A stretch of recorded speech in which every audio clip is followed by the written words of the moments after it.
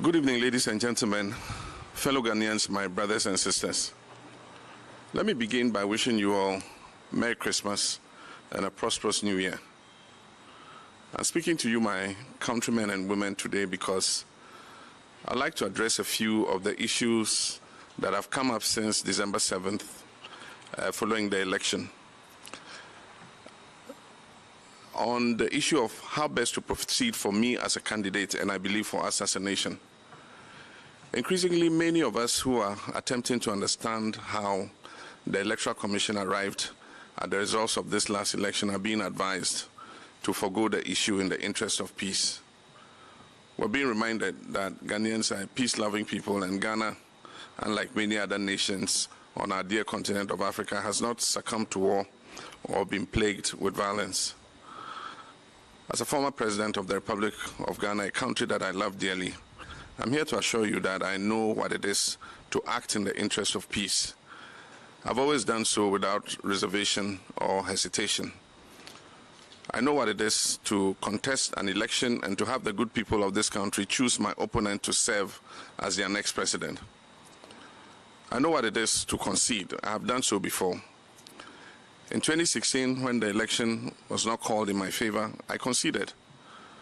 I conceded in a congratulatory call to my opponent, and then not long after that, I conceded in a public address to the good people of Ghana. I conceded not simply in the interest of peace and democracy, but because I respect the will of the people. I did then, and I still do now. So when I say that I will not concede this election, please know that I'm not taking this decision lightly. Understand that it's not because of a desire for power, but because of a dedication to principle and a commitment to democracy. Based on the irregular and inconsistent results that were reported, I have reason to doubt that this election was not free, fair, or transparent. And without those fundamental pillars in place, how can any of us be sure that the results announced truly represent the will of the people? My brothers and sisters, I stand here today to remind you that Ghana is a peaceful nation, precisely because Ghanaians have always stood on principle. We've always fought for our democracy. Our forefathers and foremothers have always understood that without this basic foundation, whatever peace exists in our country will not be lasting. Whatever liberation we have as the architects of our collective future will soon be lost. Whenever we decide to take the easiest road, the first step is always surrender. And often the thing that we lose is the very thing that we value the most. The freedom that we enjoy today was not given on a silver platter. It came at a price. It came because our forefathers and mothers stood on principle. Our history books are filled with the names of individuals who refused to take the road that was the easiest or safest or probably the most convenient. They refused to surrender their ability to appeal for justice in a land where they are meant to have a voice and use it for the betterment of themselves and their children and future generations. All who fought for independence stood on principle to demand the sovereignty of this land that belongs to us, the people of Ghana. Indeed, Dr. Kwame Nkrumah once said, "Those who will judge us merely by the heights we have achieved will do well to remember the depths from which we started." There are many of you who are listening to me this evening who have spent your entire lives knowing only democracy.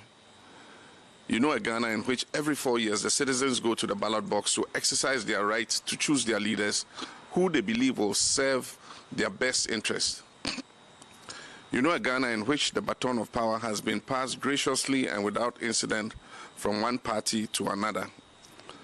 A country with hundreds of radio stations and dozens of newspapers. A country where citizens can openly critique the performance of their elected officials. A country where they can protest peacefully and without fear of punishment. It is a Ghana that your mothers and fathers, your grandmothers and grandfathers wanted you to know. It is a Ghana that they dreamed of, and some even died trying to make that dream a reality. But also listening tonight are the many of you who remember a different Ghana. In that Ghana, most, if not all, of those political transitions and social liberties I just spoke of earlier did not exist. The airwaves were not filled with radio stations. There were not numerous newspapers. People held their peace because to complain about the people in power was to risk all manner of reprisals. In that Ghana, presidential terms were interrupted by coup d'etats and former heads of state were executed. There was Kalabule and Operation Feed Yourself, not to mention years of hunger, bushfires, drought, and one economic recovery program after another. Even the Ghana of the Komipreko demonstrations bear little resemblance to the Ghana of today. We've traveled quite far as a nation in such a short period of time. The road has not been easy, nor has it been absent of obstacles. And that is why our beloved nation Ghana is often referred to as the trailblazer on the African continent. With each achievement, we have grown stronger as a people and as a nation. Through these trials and tribulations, our democracy has also been strengthened. My brothers and sisters, in a democracy as strong as ours, peace and justice can, and in fact, they usually do coexist. And that is because in a democracy such as the one we have built in Ghana, it is the people who hold the power. Indeed, in 2012, when the election was called in my favor, my opponent challenged the results, as was his right, and he took the matter to court. 8 long months of an election petition, far from destroying our democracy, rather reinforced our commitment to it and affirmed the strength of our institutions, particularly the judiciary. It is only in governments where the people are powerless and at the mercy of those who hold office that peace, or at least what passes as peace, can exist without justice. Some people have asked me what I hope to gain by challenging the results of this election. Let me tell you, I want perhaps the very same thing that my opponent wanted when in 2012 he challenged the results of that election. I want the removal of doubt.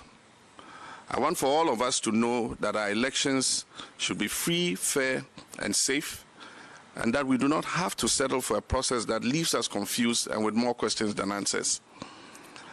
I want a Ghana where institutions of state can be held to account, where we can stand on principle and demand transparency without the risk of losing our lives.